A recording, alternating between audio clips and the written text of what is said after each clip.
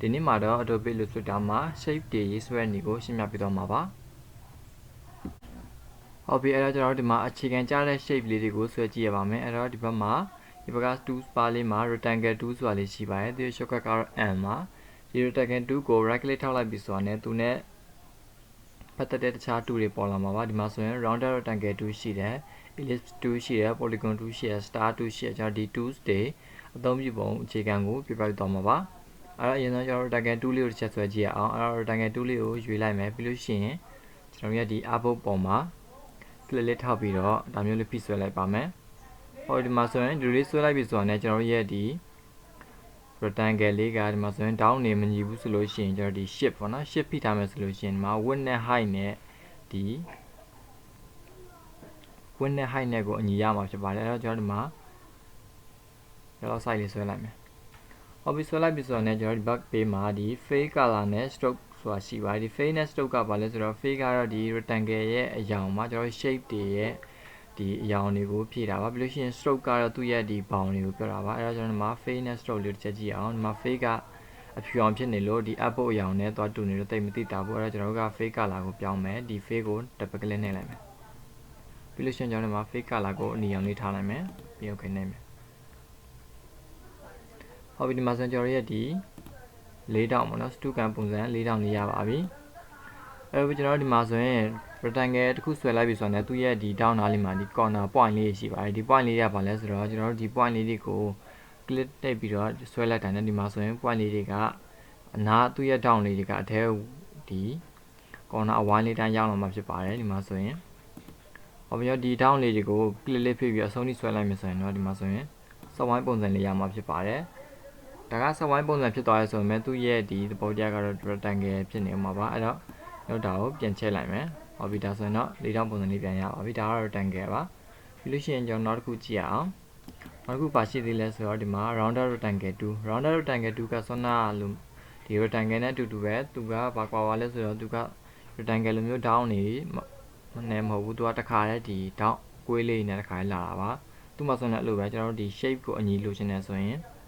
ဒီမှာ shift key လေးဖိတာပါနော် shift key လေးဖိတာပြီဆိုရင်ဒီမှာအလဲမှာတောင်းပြမြင်ပိုင်းအောင်လေးနဲ့ပြပါတယ်ဒါပါလဲဆိုတော့ကျွန်တော်ရဲ့ဒီ width နဲ့ height နဲ့ကညီရလို့ပြောတာပါအဲ့တော့လွတ်လိုက်မယ်ဒီမှာဆိုရင်လည်းအဲ့လိုပဲ rectangle 2လိုပဲသူ့ရဲ့ဒီအနားမှာပေါ့ဒီအဆက်လေးပါတယ်ဒါလေးကိုဆွဲလိုက်မယ်ဆိုရင်ကျွန်တော်ဒီတောင်းလေးတွေကအချွန်မဟုတ်တော့ပဲနဲ့အဝိုင်းလေးဖြစ်လာမှာပါသူ့ကိုအဆုံးလေးပြန်ချဲ့လိုက်မယ်ဆိုရင်လည်းဒီမှာဆိုရင်တောင်းလေးအတိုင်းအချွန်လေးပြန်ဖြစ်သွားမှာပါဒါကတော့ဒီ rectangle 2နဲ့ rounded rectangle 2ပါကျွန်တော်ဒီ tools တွေက shape တွေ logo တွေဆွဲနေရမှာအသုံးဝင်ပါတယ်အဲ့တော့ဒီမှာနောက်တစ်ခုကြည့်အောင် ellipse 2ကတော့ဒီမှာစဝိုင်းလေးဆွဲတာပ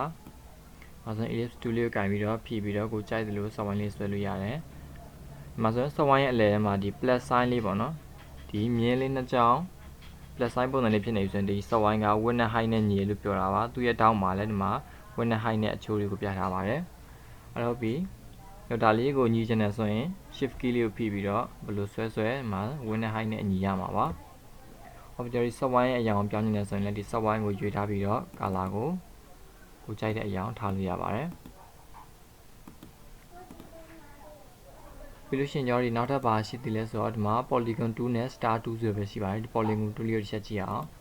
polygon 2လေးကိုကင်ပြီးတော့ဆွဲလိုက်မယ်ဆိုရင်ဒီမှာတောင်းပါတော့ဒီမှာဆိုရင်အနား6ခုနဲ့ polygon 2လေးရပါပြီဒီ polygon 2ကိုကျွန်တော်ကဘာလုပ်လို့ရသေးလဲဆိုတော့သူ့ရဲ့ဒီအနားတွေတောင်းတွေကိုထပ်ပြီးတော့တိုးလို့ရပါတယ်ဘယ်လိုလဲဆိုတော့ဒီမှာ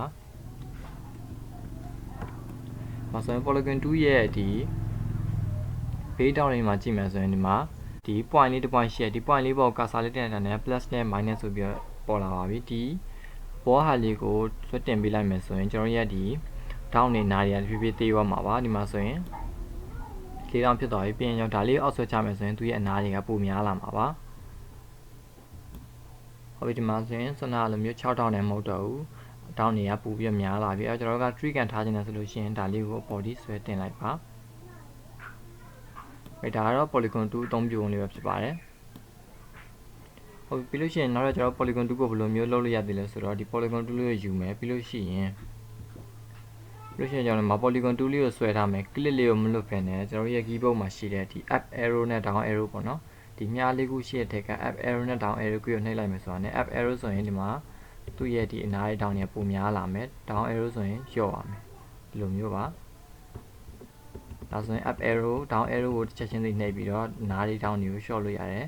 ပြီးရင်ပြန်များခြင်းနဲ့ဆိုလို့ရှိရင်ဒီအပေါ်ကအများအပေါ်ထောင်ထားတဲ့ key လေးကိုနှိပ်ပြီးတော့ဒါမျိုးပြန်များလို့ရပါတယ်ဒါကတော့ကျွန်တော်ဒီ polygon tool လေးပါ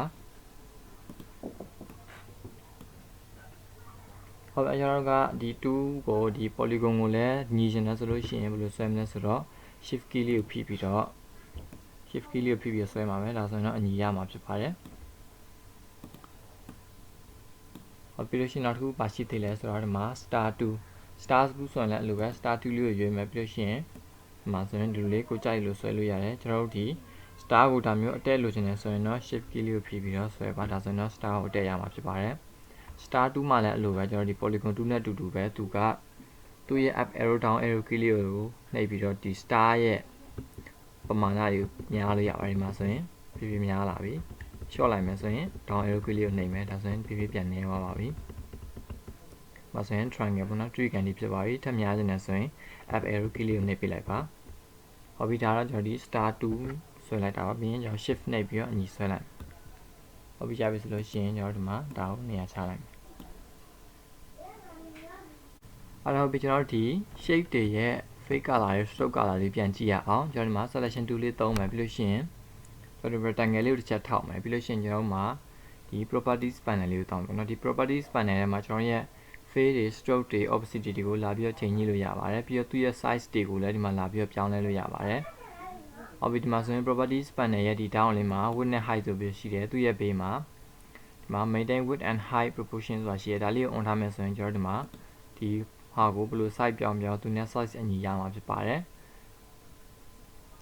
ပြီးလို့ရှိရင်ဒီမှာကျွန်တော်ဒီ stroke ပေါ့နော်သူရဲ့ stroke ဘောင်လေးကိုထည့်ကြည့်မယ်ဘောင်ထည့်မယ်ဆိုလို့ရှိရင်ဒီဘက်က stroke ကနေလည်းသွားထည့်လို့ရတယ်ဒါမှမဟုတ်ဒီ properties panel ထဲမှာကျွန်တော်ဒီ stroke ကိုလာပြီးတော့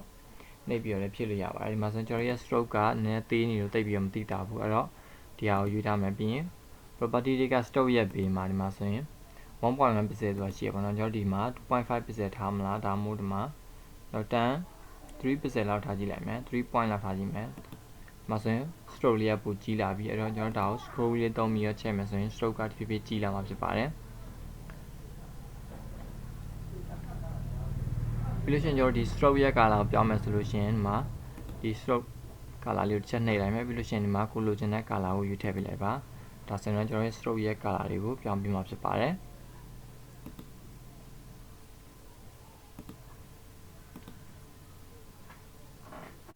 ဝင်ပြီးလို့ရှိရင်ကျွန်တော်ဆွဲထားတဲ့ဒီပုံတွေကို shape တွေကိုဒီအပုတ်မှာ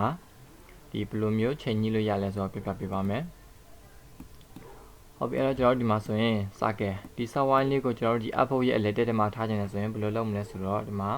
ဒီ subwine လေးကို selection ပေးထားမယ်ပြီးလို့ရှိရင်ဒီမှာ properties panel ထဲမှာဒီ align ဆိုတာလေးရှိပါတယ်ဒီ align ရဲ့အောက်မှာဒီမှာ align to အပုတ်ဆိုတာလေးကိုတစ်ချက်နှိပ်လိုက်မယ်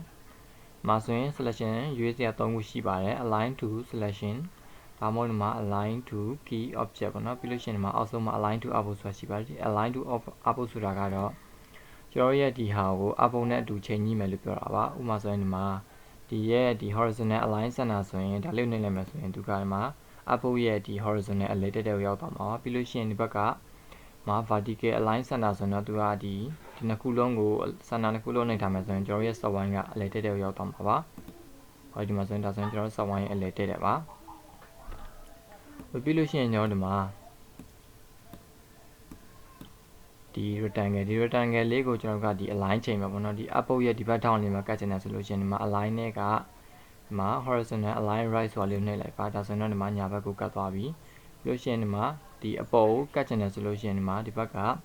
vertical align top ဆိုတာလေးကိုတစ်ချက်နှိပ်ပေးလိုက်ပါဒါဆိုရင်တော့အပုတ်လည်းကတ်သွားပြီညာဘက်ထောင်လည်းရောက်သွားပြီဒီလိုမျိုး align ချိန်ညှိလို့ရပါတယ်ကိုယ်ကျွန်တော်တို့မှာဒီ shape တွေကိုဖြတ်မယ်ဆိုလို့ရှိရင်ဒီ shape ကိုတစ်ချက်နှိပ်မယ်ပြီးလို့ရှိရင်ကျွန်တော်တို့မှာ keyboard ကနေ backspace ဒါမှမဟုတ် delete ကိုနှိပ်ရပါမယ်။ဒါဆိုရင်ပြတ်သွားပါပြီ။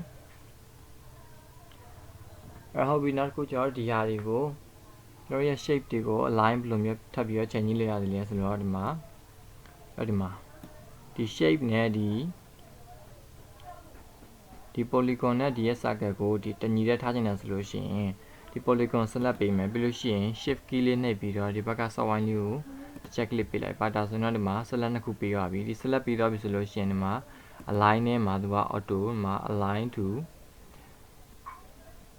key object လို့ယူထားပြီးကျွန်တော်တို့ဒီမှာ align to selection ကိုနှိပ်ပြရပါမယ် align to selection နှိပ်ပြီးပြီဆိုလို့ရှိရင်ကျွန်တော်တို့ဒီနှစ်ခုကိုဘယ်လိုမျိုးဒီတက်ထားမလဲဆိုတော့ဒီဘက်ပေးမှာ align to horizontal center ဆိုတော့နှိပ်လိုက်မယ်ဆိုရင်ဒီမှာ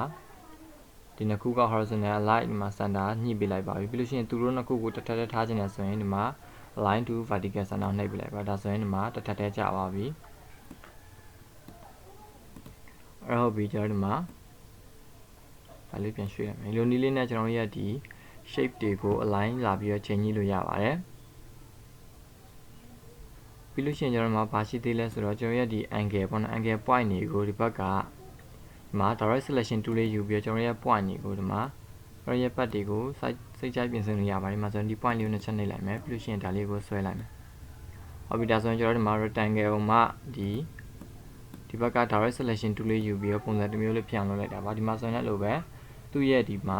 star လေးကိုပေါ့နော်ဒီဟာလေးကိုခြုံထွက်ချင်တယ်ဆိုလို့ရှိရင်ဒါလေးကိုဒီမှာ direct selection tool ယူမယ်ပြီးရင်ဒါလေးကိုdouble click နှိပ်မယ်ပေါ့နော်ကျွန်တော်တို့ point ထိပ်လေးကို double click နှိပ်မယ်ပြီးရင်ဒါလေးကိုဆွဲချဲလိုက်ဒါဆိုတော့ကျွန်တော်တို့ဒီမှာ star လေးကပုံစံတစ်မျိုးဖြစ်ပါပြီသူ့ရဲ့ဒီ down ကပို့ပြီးတော့ရှေ့ထွက်လိုက်ပေါ့နော်လို့ပုံစံလေးပြောချင်တာပါပြီးလို့ရှိရင် circle မှာလည်းလိုပဲကိုလိုချင်တဲ့နေရာမှာpoint လေးတစ်ချက်နှစ်ချက်နှိပ်လိုက်မယ်ပြီးလို့ရှိရင်ကျွန်တော်တို့ circle ရဲ့ပုံစံကိုတော့မျိုးဆွဲချဲလို့ရတယ်ပြီးတော့ဒီဘက်ဘေးက down တွေကိုသုံးပြီးတော့လည်းဒီမှာဒါမျိုးကိုစိတ်ကြိုက်ပြင်ဆင်လို့ရပါတယ်ဝေဒါတော့ကျွန်တော်ဒီ shape တွေကိုပေါ့နော် shape တွေကိုပြင်ဆင်တာပါပြီးလို့ရှိရင်ဒီမှာလည်းအဲ့လိုပဲသူ့ရဲ့ down တွေကိုဘက်ကဒီဘက်ဖေးရ corner လေးကိုသုံးပြီးတော့အထက်ကိုဆွဲထည့်လိုက်လို့ရတယ်။ဒါဆိုရင်ဆွမ်းနာနဲ့မတူတော့ down နေချွန်နေတော့ဘူးအနားတွေကဝိုင်းနေဖြစ်သွားပါပြီ။ပြီးလို့ရှိရင်ဒီမှာသူ့ကို direct selection 2ယူမှာပြီးလို့ရှိရင်ဒီ point လေးကို double click နှိပ်ပြီးလို့ရှိရင်ဒီမှာကိုကြိုက်လို့ဆွဲပြီးတော့ထည့်လို့ရပါတယ်။အဲကြောင့်ဒီမှာဒီအညီအပေါ်ဆွဲထောင်နေတယ်ဆိုလို့ရှိရင်ကျွန်တော် shift key လေးဖိထားမယ်နော်။ shift key လေးဖိမယ်ဆိုရင်ဒါဆိုရင်90 degree ဒါဆိုရင်45 degree ဒါဆိုရင်180 degree ဒါမျိုးသူကသွားပေးမှာပါ။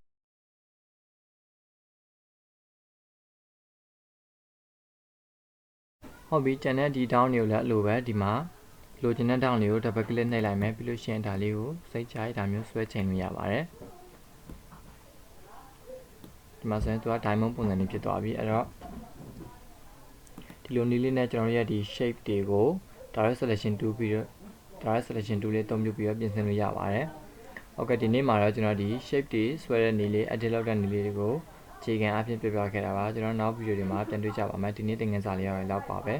အားလုံးပဲကျေးဇူးတင်ပါတယ်ခင်ဗျာ